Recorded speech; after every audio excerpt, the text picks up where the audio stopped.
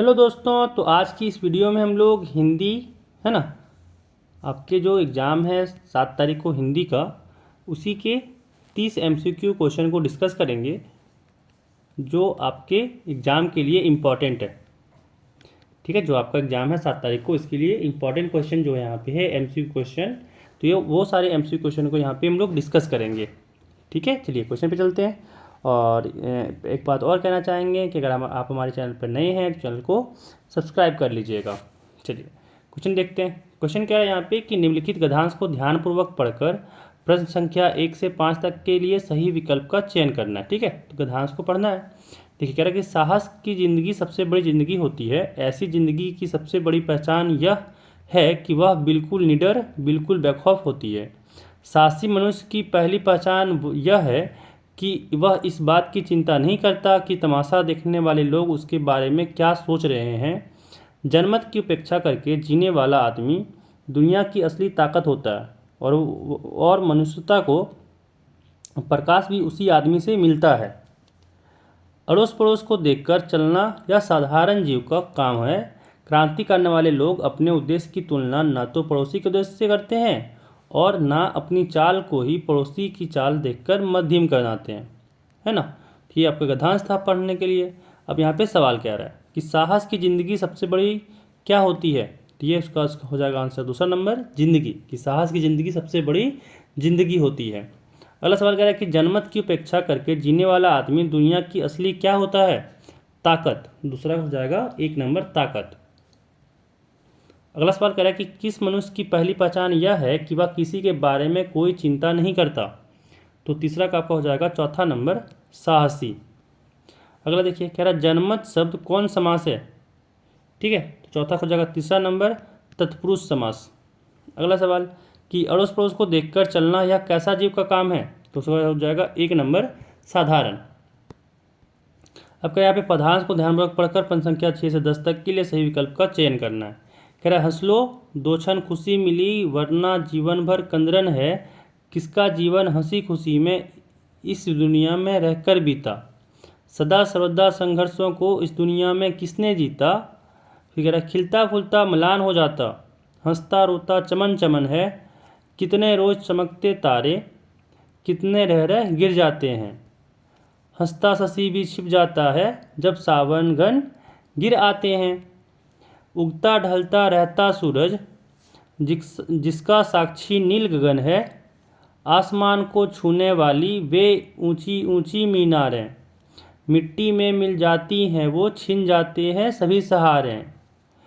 दूर तरक धरती की गाता मौन मुकुर कहता कन कन है। ठीक है, अब यहाँ पे ये आपका पदांश था। अब यहाँ पे सवाल पूछ रहा है कि हंस लो 2 क्षण खुशी मिली वरना जीवन भर क्या है, तो यहाँ पे हो जाएगा दूसरा नंबर, कंदरन। चलिए अगला सवाल देखिए, कह रहा है दूर तलक किसकी गाथा है, तो 7 का आपका आंसर हो जाएगा चौथा नंबर, धरती की गाथा है। अगला कि नील गगन का एक शब्द क्या होगा, तो यहाँ हो जाएगा दूसरा नंबर, नीलांबर। अगला कह रहा है कि खिलता फूल क्या हो जाता है, तो 9 का आपका हो जाएगा आंसर 1, म्लान हो जाता है। अगला सवाल कह रहा है कि जब सावन घन घिर जाते हैं तब कौन छिप जाता है, तो उसका हो जाएगा दूसरा नंबर, शशि।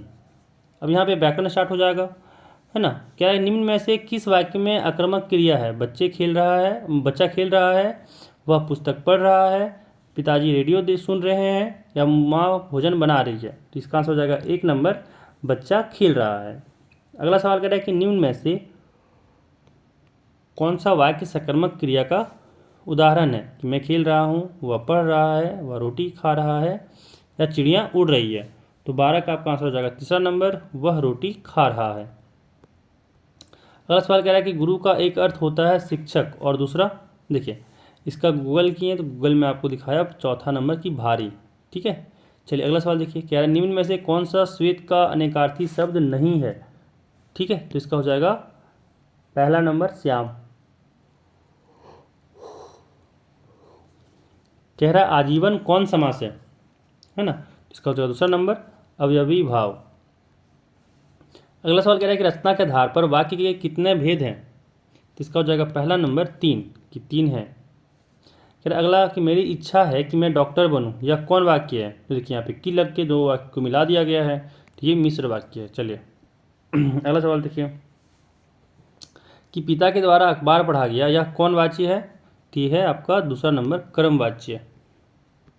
अगला सवाल कि विद्यालय घर के, यहाँ पे खाली जगह दिया हुआ है, बोला सही यहाँ पे अवयव पद को चुनना है। तेरा निकट, दूर, दूरी, सटा, इसका हो जाएगा पहला नंबर निकट, कि जो विद्यालय है घर के निकट है। अगला सवाल कह रहा है कि वाच्य कितने प्रकार के होते हैं, है ना? तो 20 का हो जाएगा पहला नंबर 3, वाच्य जो है वो 3 प्रकार के होते हैं। अगला कह रहा है कि प्रस्तुत पदांश को ध्यानपूर्वक पढ़कर प्रश्न संख्या 21 से 24 तक की सही उत्तर का चयन करें, है ना? कह रहा क्या है कि फसल क्या है? और तो कुछ नहीं है वह, नदियों के पानी का जादू है वह, हाथों के स्पर्श की महिमा है, भूरी काली संदली मिट्टी का गुण धर्म है, रूपांतर है सूरज की किरणों का, सिमटा हुआ संकोच है हवा की थिरकन का। ठीक है ना? अब कह रहा उपयुक्त पदांश के कवि कौन है? तो इसका हो जाएगा दूसरा नंबर नागार्जुन। अगला कह रहा है कि फसल किसका जादू है ना? तो आपका 22 नंबर का आंसर हो जाएगा तीसरा नंबर नदियों के पानी का। अगला कह रहा है कि फसल किसका गुणधर्म है? तो जो आपका 23 नंबर का आंसर हो जाएगा वो है दूसरा नंबर की मिश्रित मिट्टी का। अगला कह रहा है कि फसल किसका रूपांतर है? 24 का हो जाएगा तीसरा नंबर सूरज की किरणों का। अगला कह रहा है कि सूरदास की काव्य भाषा है, तो हो जाएगा दूसरा नंबर ब्रजभाषा। अगला कह रहा है गोपियों ने किसे भाग्यवान कहा? तो हो जाएगा पहला नंबर उद्धव को। ठीक है। अगला सवाल देखिए, कह रहा है यहाँ पे कि उत्साह कवि में कवि ने किसे गरजने को कहा है? तो इसका हो जाएगा दूसरा नंबर बादल। अगला देखिए, कह रहा है विकल विकल उन्मन थे उन्मन पंक्ति किस कविता की है? तो 28 का आपका हो जाएगा एक नंबर उत्साह। ठीक है। तो ये रहा आपके कुछ क्वेश्चन जिसको हम लोग को डिस्कस करना था। ये आपके एग्जाम के लिए इंपॉर्टेंट है क्योंकि आपके एग्जाम में ये पूछे जा सकते हैं, है ना? तो जो यहाँ पे पूछे जा सकते हैं उसको पहले पढ़ लेना है, आना ना आना बाद की बात है, लेकिन जो इंपॉर्टेंट लग रहा है उसको तो पहले पढ़ लेना चाहिए ना। चलिए, तो इस वीडियो में इतना ही। खूब ख्याल रखिएगा अपना, मिलते हैं फिर अगले वीडियो में।